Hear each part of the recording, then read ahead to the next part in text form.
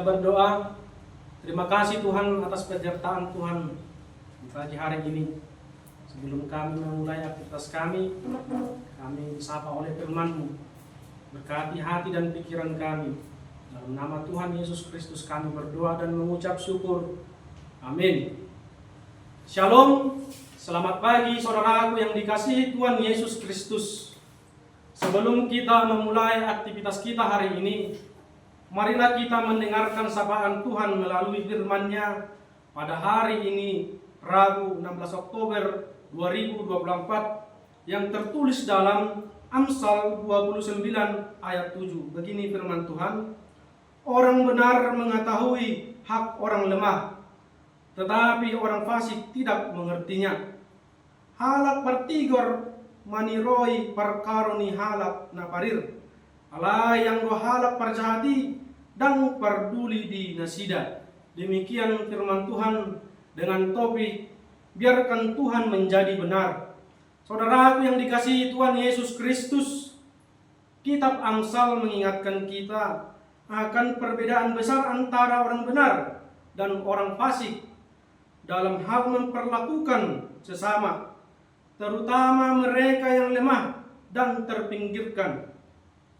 Orang benar dalam Alkitab sering sekali diidentikan dengan orang yang hidup berdasarkan hukum Tuhan, orang yang berusaha berjalan sesuai dengan kehendaknya, dan yang memiliki hati penuh belas kasih.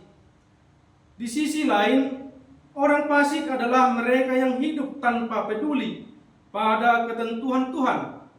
Mereka yang lebih mementingkan diri sendiri daripada kesejahteraan orang lain.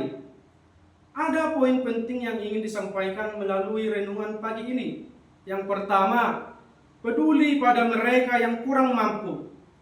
Dalam masyarakat kita, ada banyak orang yang kurang beruntung secara ekonomi atau sosial.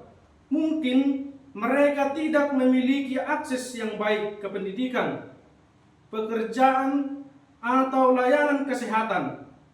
Sebagai orang percaya, kita bisa membantu dengan cara sederhana, seperti memberikan bantuan materi, menyumbangkan waktu untuk mengajar atau membimbing mereka, atau bahkan sekedar mendengarkan masalah mereka. Amsal 29 ayat 7 mengingatkan kita bahwa orang benar tidak hanya mengetahui, tetapi juga memperjuangkan hak-hak mereka. Yang kedua, menjadi suara bagi mereka yang tidak bisa berbicara. Sering sekali orang-orang lemah tidak memiliki kekuatan untuk menyuarakan ketidakadilan yang mereka alami. Dalam pekerjaan atau komunitas kita, ada kesempatan untuk menjadi pembela mereka. Misalnya, ketika kita melihat seorang diperlakukan tidak adil di tempat kerja, disepelekan, tidak dihargai, atau tidak diberi kesempatan, kita bisa membantu dengan berbicara atau mendukung mereka. Perjuangan ini mungkin kecil di mata duniawi, tetapi di mata Tuhan itu adalah wujud nyata dari keadilan. Yang ketiga, menghindari ketidakpedulian dalam interaksi sosial. Di zaman modern, ketidakpedulian bisa hadir dalam berbagai bentuk, seperti sikap acuh atau egois terhadap situasi di sekitar kita. Mungkin kita terlalu sibuk dengan urusan pribadi sehingga mengabaikan mereka yang membutuhkan di lingkungan sekitar kita. Kita mungkin tidak mempedulikan tetangga yang sedang mengalami kesulitan, atau mengabaikan kolega yang mengalami kesulitan finansial atau emosional. Prinsip dari Amsal ini menuntun kita untuk lebih peka dan sadar, tidak terjebak dalam ketidakpedulian. Yang keempat, membangun lingkungan yang inklusif.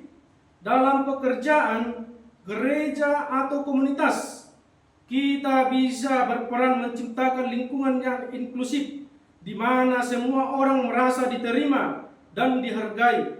Ketika kita melihat ada yang diabaikan atau tidak dianggap, kita bisa mengalurkan tangan dan memberi mereka tempat untuk didengar.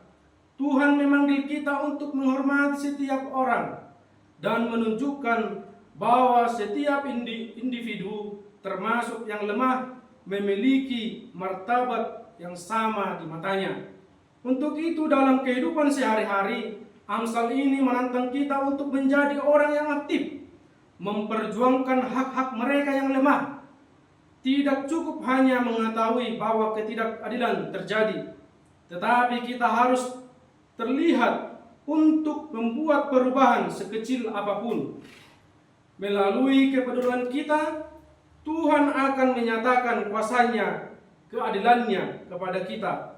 Ini adalah panggilan bagi kita untuk keluar dari kenyamanan pribadi dan memberikan diri kita bagi orang lain, terutama mereka yang terpinggirkan dan membutuhkan pertolongan.